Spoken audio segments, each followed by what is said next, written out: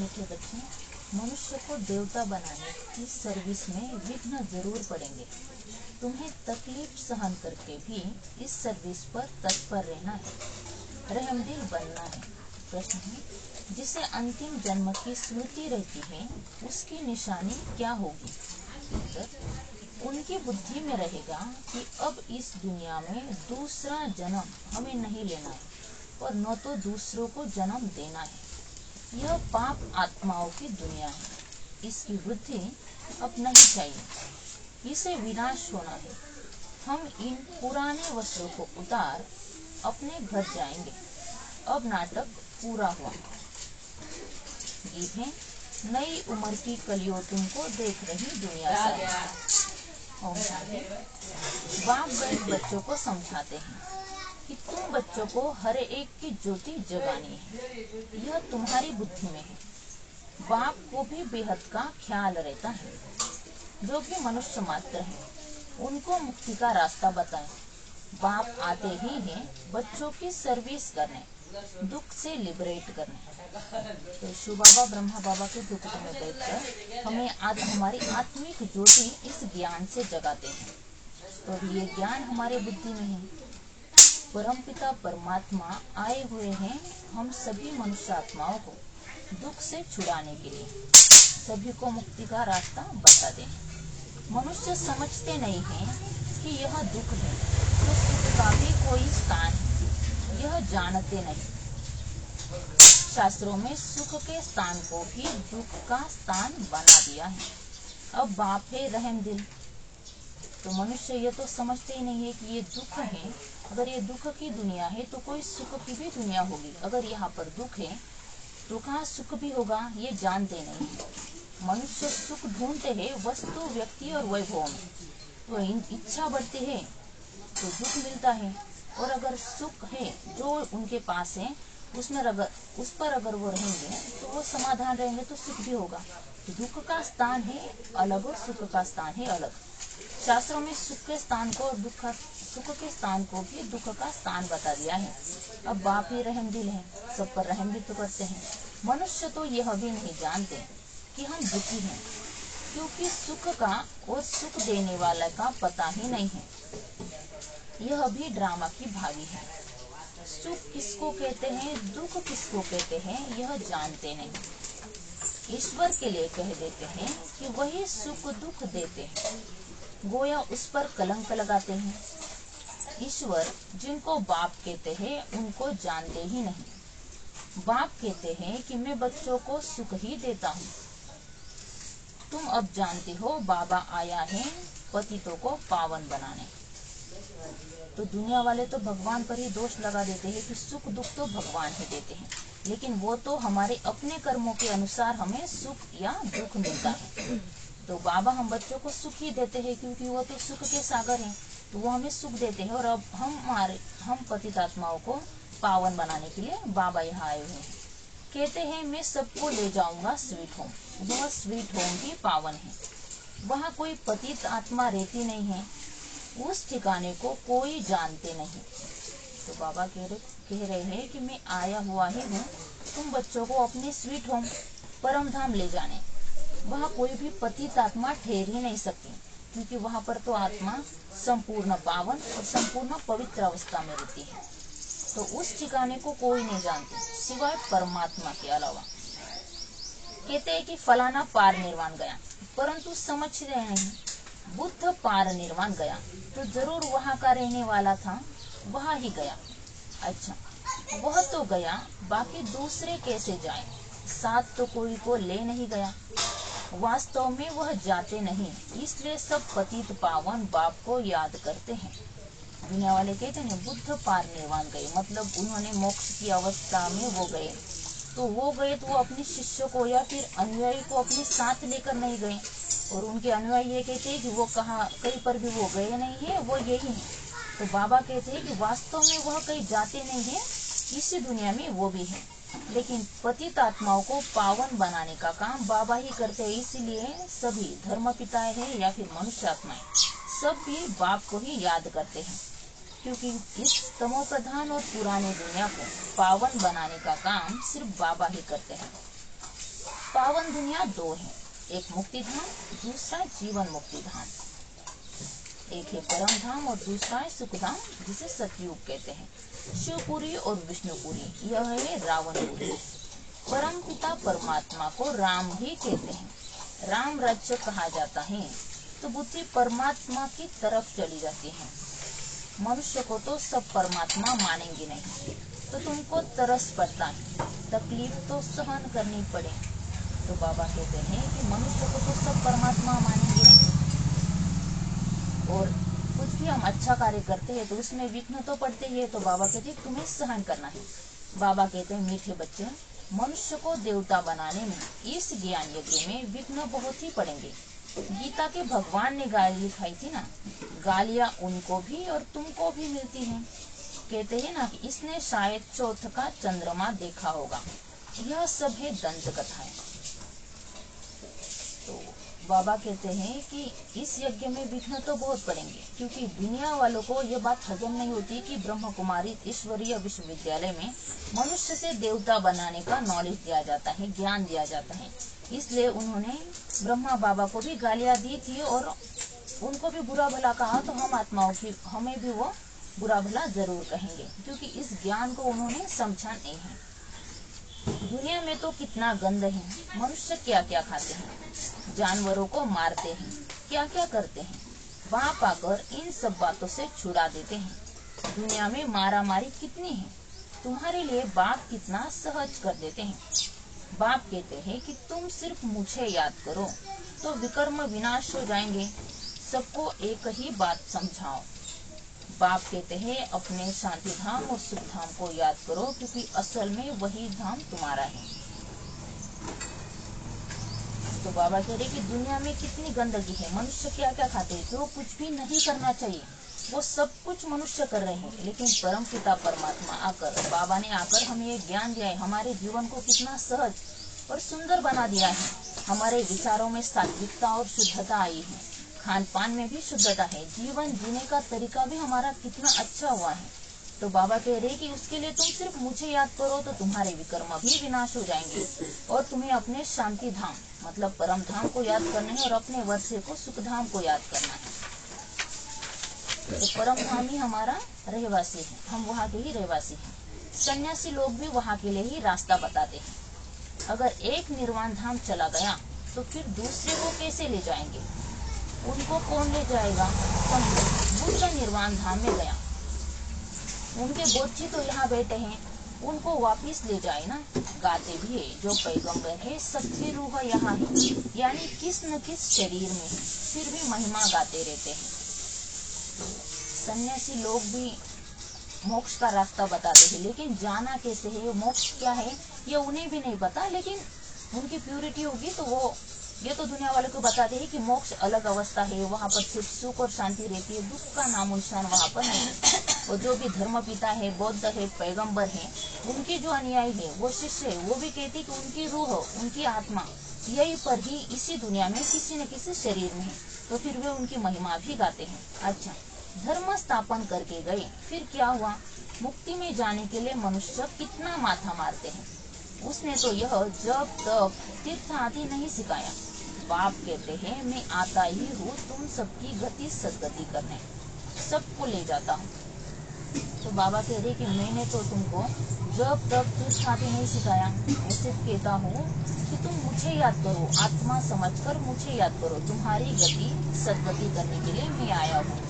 और फिर हम सबको साथ भी लेकर जाते हैं। सतयुग में जीवन मुक्ति है, एक ही धर्म है, बाकी सब आत्माओं को वापिस ले जाते हैं। सतयुग में जीवन मुक्ति है, मतलब सतयुग में जीवन जीते हुए हमारी मुक्ति की अवस्था है, हम आनंद की अवस्था में रहते हैं, कहीं किसी का बंधन नहीं, क्योंकि एक ही धर्म, एक ही भाषा, सब कुछ एक होता है, सबकी विचारधाराएं भी एक होती हैं। तो वहाँ पर दुख का नाम निशान नहीं है, हम जीवन मुक्त अवस्था में वहाँ पर जीवन जीते हैं। तुम जानते हो वह बाबा है बागवान, हम सब माली हैं, मम्मा बाबा और सब बच्चे माली बन बीज बोते रहते हैं। कलम निकलती है, फिर माया के तूफान लग पड़ते हैं, अनेक प्रकार के तूफान लगते हैं, यह है माया के बीज। तो परमात्मा शिव बाबा है बागवान, और हम सभी बच्चे, मम्मा बाबा हम सभी बच्चे हैं माली बनकर हम आत्मा सतयुगी दुनिया की स्थापना का बीज बो रहे हैं। माया के तूफान भी लग पड़ते हैं। तो बाबा कहते हैं कि माया के विघ्न तो आने ही है, लेकिन तुम्हें रुकना नहीं है और ना ही तुम्हें डरना है, क्योंकि हमारा साथी कौन है? सर्वशक्तिमान है। तूफान लगते हैं तो पूछना चाहिए, बाबा इसके लिए क्या करना चाहिए? वाला पाप। तूफान तो लगेंगे ही। नंबर 1 है देह अभिमान। यह नहीं समझते कि मैं आत्मा अविनाशी हूँ, यह शरीर विनाशी है। तो बाबा कह रहे हैं तूफान तो बहुत लगेंगे, लेकिन उसमें नंबर 1 का तूफान है देह अभिमान, अपने आप को शरीर समझना। मान, अपमान, निंदा, स्तुति, इसका असर हम पर तब होता है जब हम अपने आप को शरीर समझते हैं। लेकिन हम ये समझेंगे कि मैं आत्मा हूँ और शरीर विनाशी है, तो विनाशी चीजों पर हमें ध्यान नहीं देना है। अगर वो कुछ कहते भी हो तो कुछ हमारी गलती भी तो होती है, तो उसके अनुसार ही वो हमें कुछ कहते हैं। हमारे 84 जन्म पूरे हैं, आत्मा ही पुनर्जन्म लेती है। घड़ी घड़ी एक शरीर छोड़ दूसरा लेना आत्मा का ही काम है। तो हमारे अब 84 जन्म पूरे हुए हैं, आत्मा ही जन्म पुनर्जन्म लेती है। तो एक शरीर छोड़ दूसरा शरीर लेना आत्मा का ही काम है। अब बाप कहते हैं तुम्हारा यह अंतिम जन्म है, इस दुनिया में दूसरा जन्म नहीं लेना है, न किसको देना है। पूछते हैं कि फिर सृष्टि की वृद्धि कैसी होगी? अरे इस समय सृष्टि की वृद्धि नहीं चाहिए, यह तो भ्रष्टाचार की वृद्धि। यह रस्म रावण से शुरू हुई है। दुनिया को भ्रष्टाचारी बनाने वाला रावण ठहरा और श्रेष्ठाचारी राम बनाते हैं। इसमें भी तुमको कितनी मेहनत करनी पड़ती है। घड़ी घड़ी देह अभिमान में आ जाते हैं। तो दुनिया वाले पूछते हैं कि फिर सृष्टि की वृद्धि कैसी होगी? क्योंकि ब्रह्म कुमारी का रूल है कि प्यूरिटी हमें धारण करनी है, पवित्रता के मार्ग पर हमें चलना है, ब्रह्मचर्य व्रत का पालन करना है, खान पान में भी शुद्धता होनी है। तो दुनिया वाले पूछते हैं कि वृद्धि कैसी होगी? तो बाबा कह रहे हैं कि अभी हमें वृद्धि के बारे में नहीं सोचना है। अभी तो भले ही समय सृष्टि में वृद्धि हो या ना हो, लेकिन भ्रष्टाचार में वृद्धि जरूर हो रही है। ये तो रावण की रस्म है। तो इस वजह से दुनिया को भ्रष्टाचारी रावण बनाता है, लेकिन श्रेष्ठाचारी राम बनाते हैं, जो कि बाबा अभी आए हुए हैं।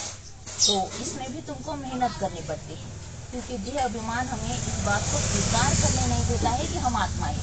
हमारे पुराने जन्म के जो संस्कार हैं, उसके वजह से हम घड़ी घड़ी देह अभिमान में आ जाते हैं। अगर देह अभिमान में न आए तो अपने को आत्मा समझें। सतयुग में भी अपने को आत्मा तो समझते हैं ना, जानते हैं अभी यह हमारा शरीर वृद्ध हुआ है, इनको छोड़कर नया लेंगे। यहाँ तो आत्मा का भी ज्ञान नहीं, अपने को देह समझ बैठे हैं। इस दुनिया से जाने की दिल उनकी होती है जो दुखी होते हैं, वहाँ तो है ही सुख।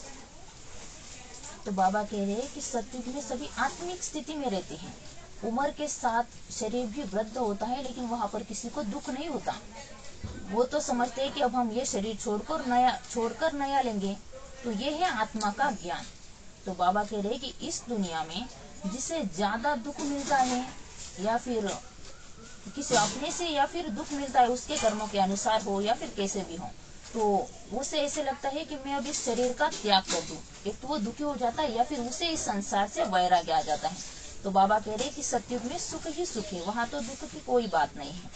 तो क्योंकि सतयुग में आत्मा का ज्ञान रहता है। एक शरीर छोड़ दूसरा लेते हैं, इसलिए दुख नहीं होता, वह सुख की प्रारब्ध है। यहाँ भी आत्मा तो कहते हैं, फिर भल कोई आत्मा सो परमात्मा कह देते हैं। आत्मा है यह तो ज्ञान है ना, परंतु यह नहीं जानते कि हम इस पार से वापिस जा नहीं सकते। एक शरीर छोड़ फिर दूसरा लेना जरूर है। पुनर्जन्म तो सब मानेंगे, कर्म तो सब कूटते हैं ना। माया के राज्य में कर्म विकर्म ही बनते हैं, तो कर्म कूटते रहते हैं। वहाँ ऐसे कर्म नहीं जो कूटने पड़े। तो बाबा कहते हैं कि दुनिया वालों को ज्ञान है, दुनिया वालों को इतना ज्ञान तो है कि हम आत्मा है, और वो ये कहते हैं कि आत्मा ही परमात्मा है, आत्मा ही परमात्मा में विलीन हो जाती है। लेकिन आत्मा का अस्तित्व परमात्मा से अलग है, उसका अपना पार्ट है।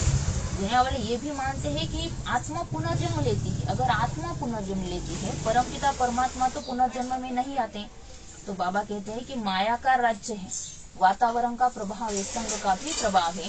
तो हमारे कर्म विकर्म बनते हैं, इसलिए उस कर्म का प्रभाव हम पर पड़ता है। अच्छा हो या फिर बुरा हो, लेकिन सतयुग में हमें हमारे जो कुछ भी कर्म होते हैं वो अच्छे होते हैं, क्योंकि सतयुग में सात्विकता रहती है, पवित्रता रहती है और दुख वहां पर रहता नहीं है। आत्मिक स्थिति में सभी रहते हैं। अब तुम समझते हो कि वापिस जाना है, विनाश होना ही है। बॉम्ब्स की भी ट्रायल्स भी ले रहे हैं, गुस्से में आकर फिर ठोक देंगे। यह पावरफुल बॉम्ब्स है। गायन भी है यूरोपवासी यादव। बल हम सब धर्म वालों को यूरोपवासी ही कहेंगे। भारत है एक तरफ, बाकी उन सबको मिला दिया है। अपने खंड लिए उन्हों को प्यार तो बहुत है, परंतु भावी ऐसे है तो क्या करेंगे। तो बाबा कह रहे कि अब तुम समझते हो कि वापिस जाना है। अब हमें पता है कि अब हमें वापिस जाना है। यह हमारा अंत का भी अंतिम समय है, अंतिम जन्म है, क्योंकि इसी पुरानी दुनिया का विनाश होना है। तो पहले तो बॉम्ब्स की ट्रायल लेते थे, लेकिन अभी तो सब कुछ रियल में हो रहा है। तो बाबा कह रहे हैं कि ये भी भावी का नियम है, ये भी भावी है और ये सब कुछ होना ही है। ताकत सारी तुमको बाबा दे रहे हैं। योग बल से तुम राज्य ले लेते हो, तुमको कोई भी तकलीफ नहीं देते हैं। सिर्फ बाप कहते हैं मुझे याद करो, देह अभिमान छोड़ो। तो बाबा कह रहे हैं कि मैं तुम्हें कोई तकलीफ नहीं देता हूँ, मैं तुम्हें सिर्फ इतना कहता हूँ तुम मुझे याद करो और देह अभिमान छोड़ो। योग बल से ही, योग के आधार से ही हम आत्माएं सतयुग में राज्य लेते हैं, और ताकत भी तो हमें योग से ही मिलती है।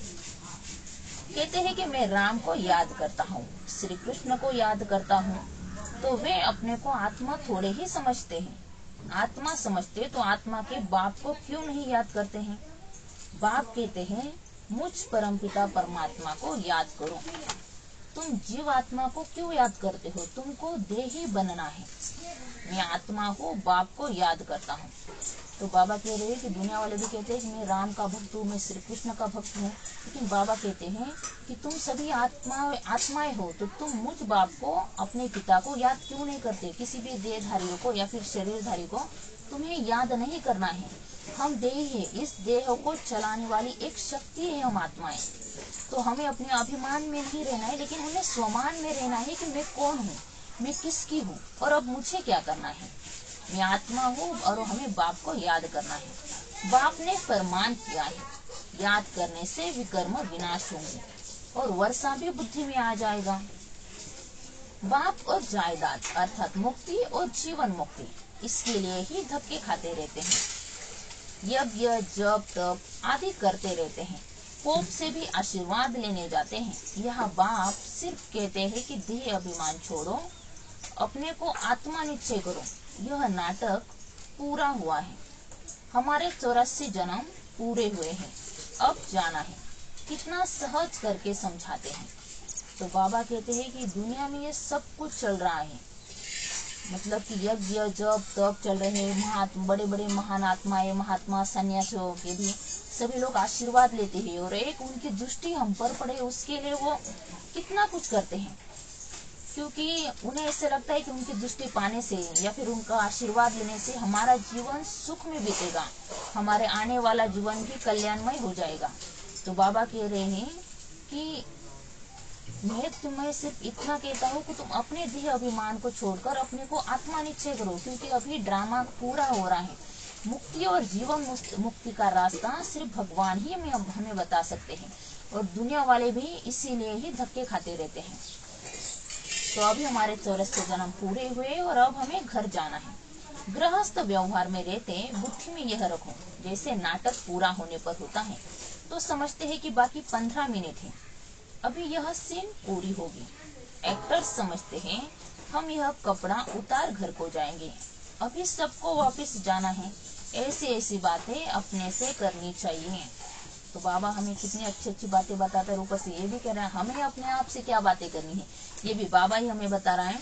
तो बाबा कह रहे हैं कि ये सब कुछ भी एक नाटक ही है।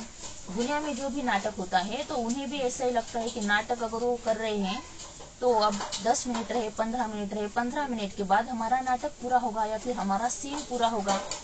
तो बाबा कह रहे हैं कि उन्हें भी, मतलब उस नाटक से उन्हें भी पता है कि इस नाटक से हम अलग हैं।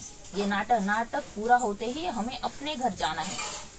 तो बाबा कह रहे कि अब तुम्हें भी इसी बात पर ध्यान देना है कि ये नाटक है, अब ये नाटक पूरा हो रहा है। इस नाटक से अब पर्दा हटाकर हटने वाला है और हम परम धाम में जाने वाले हैं। तो कितना समय हमने सुख दुख का पाठ बजाया है, यह जानते हैं। अभी बाप कहते हैं कि मुझे याद करो, दुनिया में क्या हो रहा है इन सबको भूल जाओ, यह सब खत्म हो जाने वाले हैं, अब वापिस जाना है। वह समझते हैं कि कलयुग अभी 40,000 वर्ष चलेगा, इसको घोर अंधियारा कहा जाता है। बाप का परिचय नहीं है, ज्ञान माना बाप का परिचय, अज्ञान माना नो परिचय, तो गोया घोर अंधियारे में है। अभी तुम घोर सोच रहे में हो नंबरवार पुरुषार्थ अनुसार।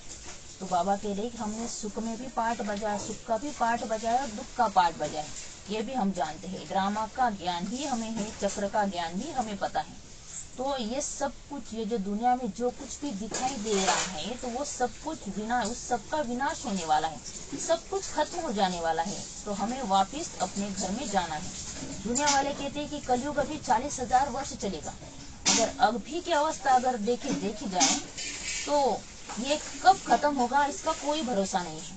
तो अभी घोर अंधियारा है और बाबा आए हुए हमें इस अंधियारे से निकालकर प्रकाश की ओर ले जाने। तो हम जितना पुरुषार्थ करेंगे, जितना इस ज्ञान को अच्छी रीति से समझेंगे अपने नंबरवार पुरुषार्थ के अनुसार, तो हम उतने प्रकाश की ओर जाएंगे। अब रात पूरी होने वाली है, हम वापिस जाते हैं। आज ब्रह्मा की रात, कल ब्रह्मा का दिन होगा, बदलने में टाइम तो लगेगा ना। तुम जानते हो अब हम मृत्यु लोक में है, कल अमर लोक में होंगे। तो बाबा कह रही कि ब्रह्मा की रात और ब्रह्मा का दिन बदलने में टाइम तो लगता है, जैसे दिन और रात है, दिन से रात को बदलने में भी 12 घंटे लगते हैं। तो बाबा कहते हैं कि वक्त तो लगेगा ही। तो अभी हम मृत्यु लोक में है, कल हम अमर लोक में जाएंगे, पहले तो वापिस जाना होगा। ऐसे यह 84 जन्मों का चक्र फिरता है, यह फिरना बंद नहीं होता है, क्योंकि यह ऑटोमेटिकली सब कुछ चलता रहता है। अनादि ड्रामा है, इसलिए चक्र कभी बंद नहीं होता। ड्रामा अविनाशी है, इसलिए उसमें से हमारा पाठ बंद है। बाबा कहते हैं तुम कितनी बार मेरे से मिले होंगे। बच्चे कहते हैं कि अनेक बार मिले हैं। तुम्हारे 84 जन्मों का चक्र पूरा होता है तो सबका हो जाएगा, इसको कहा जाता है ज्ञान। तो बाबा पूछ रहे कि तुम बच्चे मुझसे कितनी बार मिले। हम कल को बाबा से मिले थे, मिल रहे हैं और आगे भी मिलते रहेंगे। तो अभी हमारा 84 जन्मों का पाठ पूरा होता है तो सबका पूरा हो जाता है। ज्ञान देने वाला है ही ज्ञान सागर परमपिता परमात्मा।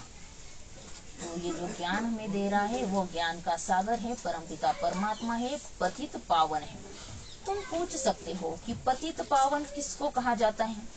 भगवान तो निराकार को कहा जाता है, फिर तुम रघुपति राघव राजा राम क्यों कहते हो? आत्माओं का बाप तो वह निराकार ही है, समझाने की बड़ी युक्ति चाहिए।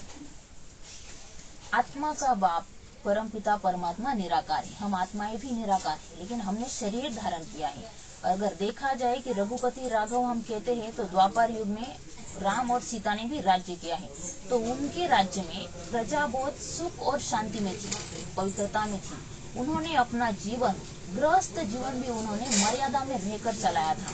तो ये आदर्श है वो हमारे सामने। और द्वापर युग के बाद भी तो मनुष्य आत्माएं ने, जो राम सीता थे, लक्ष्मी नारायण है, उन्हें पूछना शुरू कर दिया। तो उसी अनुसार राजा राम को भी पूछना शुरू कर दिया। दिन प्रतिदिन तुम्हारी उन्नति होती रहेगी, क्योंकि गुह्य ज्ञान मिलता रहता है। समझाने के लिए सिर्फ अल्प की बात, अल्प को भूले तो अर्पण हो गए, दुखी होते रहते हैं। तो बाबा कह रहे कि दिन प्रतिदिन तुम्हारी उन्नति होती रहती है, क्योंकि बाबा ज्ञान के गुह्य पॉइंट्स हमें बताता रहता है। तो बाबा कह रहे कि बात सिर्फ बाबा के परिचय की, हमें सबको बाबा का परिचय देना है और बाबा को याद रखना है। अगर हम बाबा को भूल गए, माना हम अनाथ हो गए। दुनिया में भी हम देखते हैं ना कि जो अनाथ बच्चे होते हैं वो कितने दुखी रहते हैं। मतलब ऐसे तो वो बहुत खुश होंगे, लेकिन जब वो किसी बच्चे को अपने माँ बाप के साथ में देखते तो उन्हें दुख होता है, क्योंकि हम अनाथ है, हमें ना माँ है, न माँ है, न बाप है। एक द्वारा एक को जानने से तुम 21 जन्म सुखी हो जाते हैं। यह है ज्ञान, वह है अज्ञान, जो कह देते हैं परमात्मा सर्वव्यापी है। अरे वह तो बाप है। बाप कहते हैं तुम्हारे अंदर भूत सर्वव्यापी है, 5 विकार रूपी रावण सर्वव्यापी है। यह बातें समझानी पड़ती हैं। तो एक द्वारा एक को जानने से मतलब शिव बाबा द्वारा हम शिव बाबा को भी जानते हैं, अपने आप को भी जानते हैं, तो उनको जानने के कारण हम 21 जन्म सुखी हो जाते हैं। तो यह है ज्ञान। और दुनिया वाले कहते हैं कि परमात्मा सर्वव्यापी है, लेकिन बाबा ने इस बात को क्लियर किया है कि रावण माना ये जो 5 विकार हैं, ये हर एक के अंदर है, ये सर्वव्यापी है। हम ईश्वर की गोद में है, यह बड़ा भारी नशा होना चाहिए। फिर भविष्य में देवताई गोद में जाएंगे, वहाँ तो सदैव सुख है। शिव बाबा ने हमको एडॉप्ट किया है, तो उनको याद करना है। तो अभी हम बच्चे ईश्वरीय गोद में हैं, स्वयं भगवान हमारी पालना कर रहे हैं। हमारे लिए अच्छा क्या है, बुरा क्या है, ये सब कुछ भगवान सोचते हैं। और भगवान में हम देवताई गोद में जाएंगे, क्योंकि देवकुल की महान आत्माएं हैं, हम श्रेष्ठ आत्मा है। तो बाबा कह रहे हैं कि अभी बाबा ने हमें एडॉप्ट किया है, तो हमें कितनी खुशी होनी चाहिए, कितना नशा होना चाहिए, क्या जीवन था हमारा और अब कैसा हुआ है। अपना भी और दूसरों का भी कल्याण करना है, तो राजाई मिलेगी। यह समझने की बड़ी अच्छी बात है। शिव बाबा है निराकार, हम आत्मा भी निराकार हैं। वहाँ हम अशरीरी रहते थे, बाबा तो सदैव अशरीरी ही हैं। बाबा कभी शरीर रूपी कपड़ा पहन पुनर्जन्म नहीं लेते हैं। तो हम आत्माएं भी निराकार है, बाबा भी निराकार ही है। तो परम धाम में जब हम आत्माएं थे तो निराकार अवस्था में थी, निराकार अवस्था में ही थी, निरसंकल्प अवस्था में थी। वहाँ पर कोई संकल्प नहीं थे। और आत्मा जन्म पुनर्जन्म लेती है, परमात्मा जन्म पुनर्जन्म नहीं लेती है। शरीर धारण सिर्फ आत्मा करती है, परमात्मा नहीं। परमात्मा परकाय प्रवेश करते हैं। बाबा एक बार री इनकारनेट करते हैं, पुनः अवतरित होते हैं। पहले पहले ब्राह्मण रचते हैं, तो उनको अपना बनाकर और नाम रखना पड़े ना। ब्रह्मा नहीं तो ब्राह्मण कहाँ से आए। तो यह वही है जिसने पूरे 84 जन्म लिए हैं। मतलब ब्रह्मा बाबा वही है जिन्होंने पूरे अपने 84 जन्म धारण किए हैं। गोरा जो फिर सावरा बना है, सुंदर से शाम, शाम से सुंदर बनता है। ब्रह्मा बाबा ही शाम से सुंदर, सुंदर से शाम बनते हैं। भारत का भी हम श्याम सुंदर नाम रख सकते हैं। भारत को ही श्याम, भारत को ही गोल्डन एज सुंदर कहते हैं। भारत ही काम चिता पर बैठ काला बनता है, भारत की ही ज्ञान चिता पर बैठ गोरा बनता है। ये महिमा सारी भारत की ही है, क्योंकि बदलाव भी भारत में ही होता है। भारत से ही माथा मारना पड़ता है। भारतवासी फिर और धर्मों में कन्वर्ट हो गए हैं। यूरोपियन और इंडियन में फर्क नहीं दिखाई पड़ता। वहाँ जाकर शादी करते और फिर क्रिश्चियन कहलाते अलग पड़ते हैं। उनके बच्चे आदि भी उसी फीचर्स के होते हैं। अफ्रीका में भी शादी कर लेते हैं। तो बाबा कह रहे कि भारतवासी फिर अनेक धर्मों में कन्वर्ट हो गए हैं। और फिर जो भारतवासी है, जो अपना देश छोड़कर दूसरे देश में जो जाते हैं, फिर वो उसी धर्मों में, उसी देश का जो धर्म है उसमें वो उस देश का जो धर्म है उसे अपनाते हैं। और फिर वहां जाकर शादी करते हैं। तो उनके जो बच्चे हैं, तो उनके बच्चों में भी फिर वही विशेषताएं होती है जो अपने माँ बाप में है। अब बाबा विशाल बुद्धि देते हैं चक्र को समझने की। तो इस ज्ञान से हमारी बुद्धि विशाल बनती है, क्योंकि अच्छे संकल्पों से बुद्धि भी अच्छी बनती है। और बाबा जो हमें ज्ञान रत्न देते हैं, इससे हमारी बुद्धि विशाल बनती है। और इसी विशाल बुद्धि के कारण ड्रामा का जो राज है उसे हम समझते हैं। यह भी लिखा हुआ है, विनाश काले विपरीत बुद्धि। यादवों और कौरवों ने प्रीत नहीं रखी, जिन्होंने प्रीत रखी उनकी विजय हुई। विपरीत बुद्धि कहा जाता है दुश्मन को। बाप कहते हैं इस समय सब एक दो के दुश्मन हैं। तो बाबा कहते हैं कि जो प्रीत बुद्धि है भगवान के प्रति, उनकी विजय होती है। और विपरीत बुद्धि मतलब दुश्मन है। तो अभी सभी एक दो के दुश्मन है, क्योंकि सभी एक दो को विकारों में धकेलते हैं। बाप को ही सर्वव्यापी कह गाली देते हैं, या तो फिर कह देते हैं जन्म मरण रहित है, उनको कोई भी नाम रूप नहीं है। वो गॉड फादर भी कहते हैं। साक्षात्कार भी होता है आत्मा और परमात्मा का, उसमें और परमात्मा में फर्क नहीं रहता। बाकी नंबरवार कम जास्ती ताकत तो होती ही है। मनुष्य भल मनुष्य है, उनमें भी मर्तबे तो होते ही हैं। बुद्धि का फर्क है। ज्ञान सागर ने तुमको ज्ञान दिया है, तो उनको याद करते हो, वो अवस्था तुम्हारी अंत में बनेगी। तो बाबा कह रहे कि हर एक मनुष्य की बुद्धि एक जैसी नहीं है, हर एक की बुद्धि अलग अलग है। ज्ञान सागर परमपिता परमात्मा ने हमें ये ज्ञान दिया है, हम उनको याद भी करते हैं, लेकिन हमारी जो परिपक्व अवस्था है, कर्मातीत अवस्था है, वो अंत में बनेगी। अमृत वेले सिमर सिमर सुख पाओ, भल लेटे रहो परंतु नींद नहीं आनी चाहिए, अपना हटकर बैठना चाहिए, मेहनत है। तो बाबा कह रहे कि अमृत वेले तुम्हें इस ज्ञान का मनन चिंतन करना है, या फिर ये जो ज्ञान है इसे दोहराना है, रिपीट करना है। भले अगर तुम लेट कर भी इस ज्ञान को दोहराओ, रिपीट करो, ज्ञान का मनन चिंतन करो, लेकिन उसमें भी नींद नहीं आनी चाहिए। हटकर हमें बैठना है। मेहनत तो है, क्योंकि बिना मेहनत के कोई फल नहीं मिलता है। वैद्य लोग भी दवाई देते हैं अमृत वेले के लिए, यह भी दवाई है। रचता बाप ब्रह्मा द्वारा ब्राह्मण रचकर पढ़ाते हैं, यह बातें सबको समझानी है। तो परमात्मा ब्रह्मा द्वारा हम आत्माओं को ये ज्ञान पढ़ाते हैं। अच्छा, मीठे मीठे सिकीलत है बच्चों प्रति, माता पिता बाप दादा का याद प्यार और गुड मॉर्निंग। रूहानी बाप की रूहानी बच्चों को नमस्ते। हम रूहानी बच्चों की रूहानी बाप दादा को याद प्यार, गुड मॉर्निंग, नमस्ते। हाँ बाबा, हाँ शुक्रिया बाबा। धारणा के लिए मुख्य सार है, हमने ईश्वर की गोद ली है, फिर देवताई गोद में जाएंगे। इसी रूहानी नशे में रहना है, अपना और दूसरों का कल्याण करना है। अमृत वेले उठ ज्ञान सागर के ज्ञान का मनन करना है। एक की अव्यभिचारी याद में रहना है। देह अभिमान छोड़ स्वयं को आत्मा निश्चय करना है। वरदान है, अमृत वेले से रात तक याद के विधि पूर्वक हर कर्म करने वाले सिद्धि स्वरूप भव। अमृत वेले से रात तक याद के विधि पूर्वक हर कर्म करने वाले सिद्धि स्वरूप भव। अमृत वेले से लेकर रात तक जो भी कर्म करो, याद के विधि पूर्वक करो तो हर कर्म की सिद्धि मिलेगी। सबसे बड़ी से बड़ी सिद्धि है प्रत्यक्ष फल के रूप में अतीन्द्रिय सुख की अनुभूति होना। तो बाबा कह रहे हैं कि अमृत वेले से लेकर रात तक बाबा ने जो भी हमें विधि बताई है, उस विधि के अनुसार हमें कर्म करने हैं। अगर हम उसी विधि के अनुसार हम कर्म करेंगे तो सिद्धि तो जरूर मिलनी ही है। सदा सुख की लहरों में, खुशी की लहरों में लहराते रहेंगे तो यह प्रत्यक्ष फल भी मिलता है और फिर भविष्य फल भी मिलता है। इस समय का प्रत्यक्ष फल अनेक भविष्य जन्मों के फल से श्रेष्ठ है। अभी अभी किया, अभी अभी मिला, इसको ही कहते हैं प्रत्यक्ष फल। तो बाबा कहते हैं कि अभी हम जो कुछ भी सेवा करते हैं तो उस सेवा के फल स्वरूप में हमें अतीन्द्रिय सुख की अनुभूति होती है, एक शांति, एक सुकून हमारे मन में रहता है, तो वो तो मिलता है और भविष्य जन्मों के लिए भी हम जमा करते हैं। स्लोगन है, स्वयं को निमित्त समझ हर कर्म करो तो न्यारे और प्यारे रहेंगे, मैंपन आ नहीं सकता। स्वयं को निमित्त समझ हर कर्म करो तो न्यारे और प्यारे रहेंगे, मैंपन आ नहीं सकता। करण करावनहार परम पिता परमात्मा है, हम आत्माएं निमित्त है। तो जब हम इसी रीति में हम कर्म करेंगे तो न्यारे और प्यारे रहेंगे, तो मैंपन हमारे अंदर आ नहीं सकता। अच्छा, ओम शांति। कम बोलो, धीरे मीठा बोलो। Power on. Bluetooth pairing.